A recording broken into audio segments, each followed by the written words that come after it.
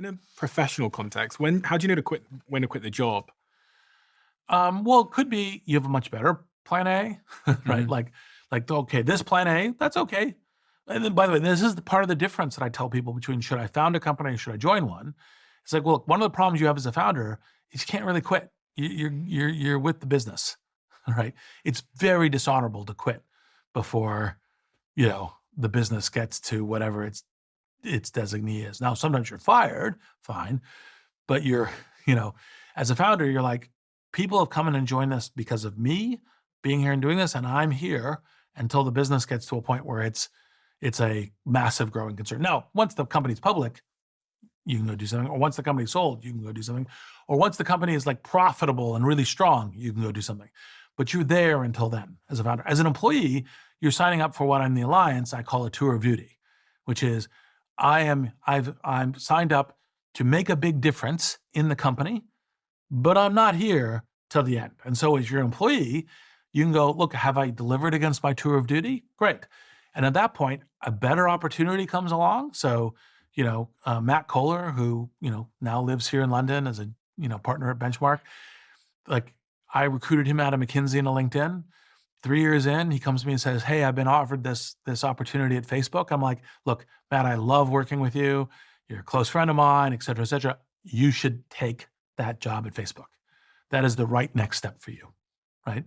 And because we're close and so forth, I think he probably wouldn't have taken the job if I hadn't said, but like LinkedIn resembles my brain. I want people doing their best work, their best opportunities. And Facebook gave him a great opportunity. What's really interesting about the LinkedIn story, I've got the deck in front of me here from August 2004. Yes. That's our Greylock Series B deck. And what's pretty remarkable. And by the way, Matt Kohler helped me create that deck. Oh, did he? Yes.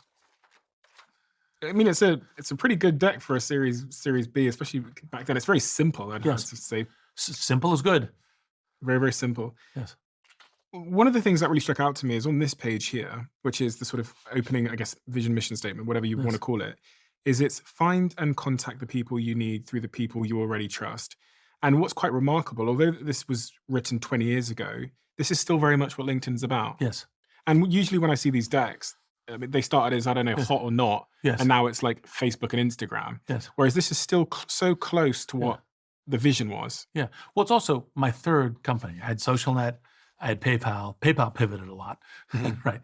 And so I had a good sense of both how to be long-term and short-term when I started LinkedIn. And what is the key to being long-term in this regard? Well, what is you're going to transform the industry. Oh, and what do you mean by key? As in, like, if you're trying to build a long-term company from the outset, what are you thinking about? Well, you're thinking about, like, if I'm successful at landing on the beach, at expanding into the market, how is it that I'm going to be a industry transforming company? Like, what's the thing that changes millions of customers' lives, or if it's an enterprise company, whatever, like lots of companies within multiple industries. How am I an essential part of how they change the way they live, they work, they do business? And what do you think of LinkedIn today? Because people use it in such a surprising way. I mean, people are building their personal brands on it. It's like a social network. Yeah, I knew that was all going to be from before this deck. I knew that was possible. I have a probability sort. Now, what thing surprised me? People build dating services on top of it. Really? Yes.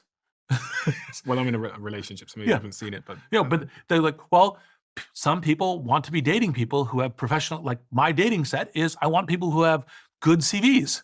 Okay. I don't want LinkedIn to ever build that business. Fine, if you're going to go build that business, right?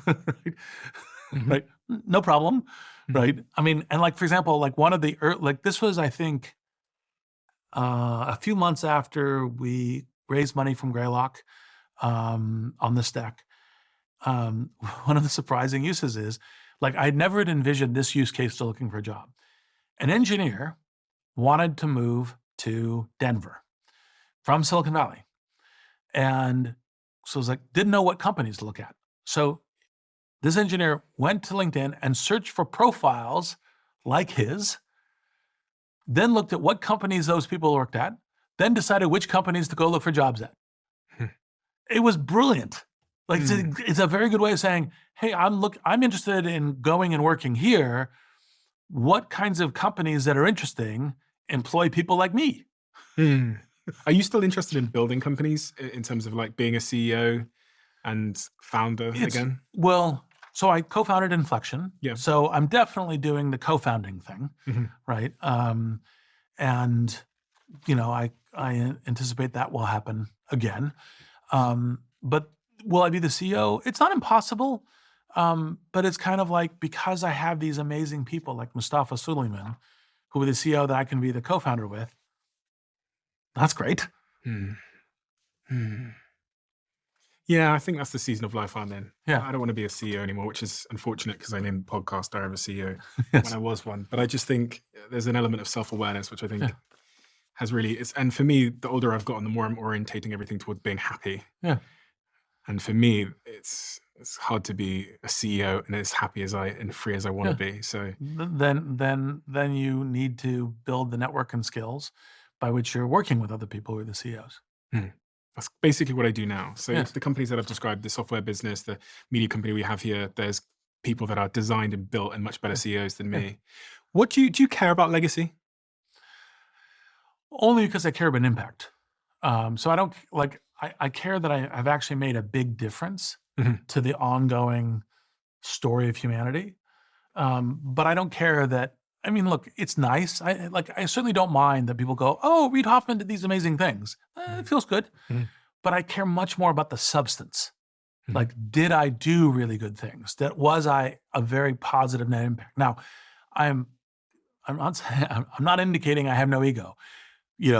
The appreciation for having done that feels good. But I don't do it for the appreciation. I do it for the thing. If you love the Diary of a CEO brand and you watch this channel, please do me a huge favor. Become part of the 15% of the viewers on this channel that have hit the subscribe button. It helps us tremendously, and the bigger the channel gets, the bigger the guests.